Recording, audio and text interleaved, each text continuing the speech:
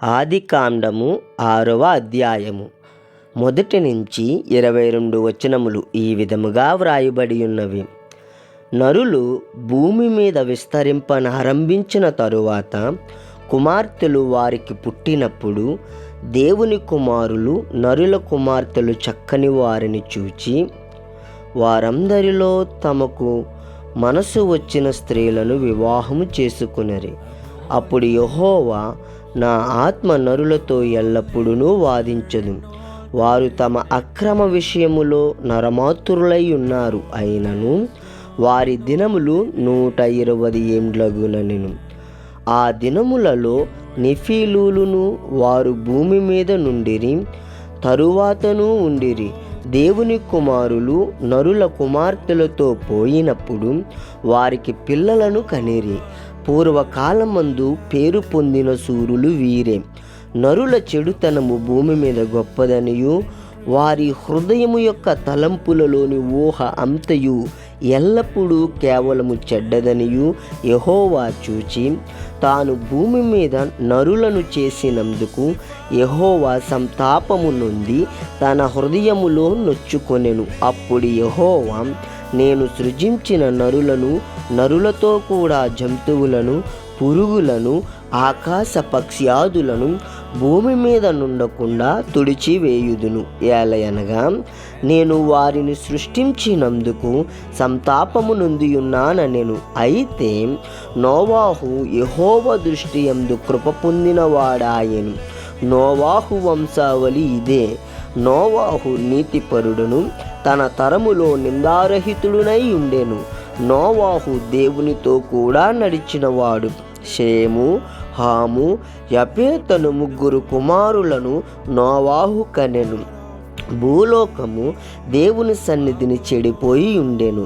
భూలోకము బలాత్కారముతో నిండి ఉండెను. దేవుడు భూలోకమును చూచినప్పుడు అది చెడిపోయి ఉండెను. భూమి మీద సమస్త శరీరులు తమ మార్గమును చెరిపివేసుకొని ఉండిరి.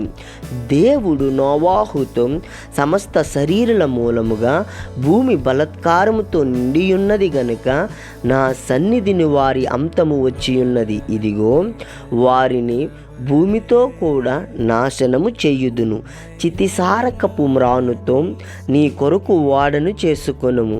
అరలు పెట్టి ఆ వాడను చేసి లోపటను వెలుపటను దానికి కీలు పూయవలెను. నీవు దాని చేయవలసిన విధమిది. ఆ వాడ 300 మూరల పొడుగును, 50 మూరల వెడల్పును, 30 మూరల ఎత్తును గలదై ఉండవలెను. ఆ వాడకు కిటికీ చేసి పైనుండి మూరెడు క్రిందికి దాన్ని ముగించవలెను. వాడ తలుపు దాని ప్రక్కను ఉంచవలెను.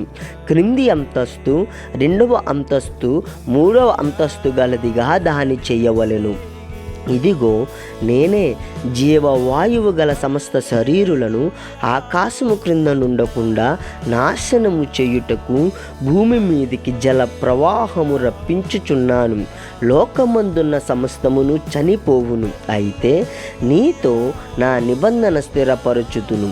నీవును నీతో కూడా నీ కుమారులను, నీ భార్యయు, నీ కోడండ్రను ఆ వాడలో ప్రవేశింపవలెను. మరియు నీతో కూడా వాటిని బ్రతికించి ఉంచుకొనుటకు సమస్త జీవులలో అనగా సమస్త శరీరుల యొక్క ప్రతి జాతిలో నీవి 2 చొప్పున నీవు ఓడలోనికి తేవలెను.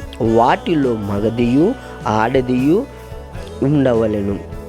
నీవు వాటిని బ్రతికించి ఉంచుకొనుటకై వాటి జాతుల ప్రకారము పక్షులలోను, వాటి జాతుల ప్రకారము జంతువులలోను, వాటి జాతుల ప్రకారము నేలను ప్రాకు వాటన్నిటిలోను ప్రతి జాతిలో 2 చొప్పున నీ యొద్దకు అవి వచ్చును.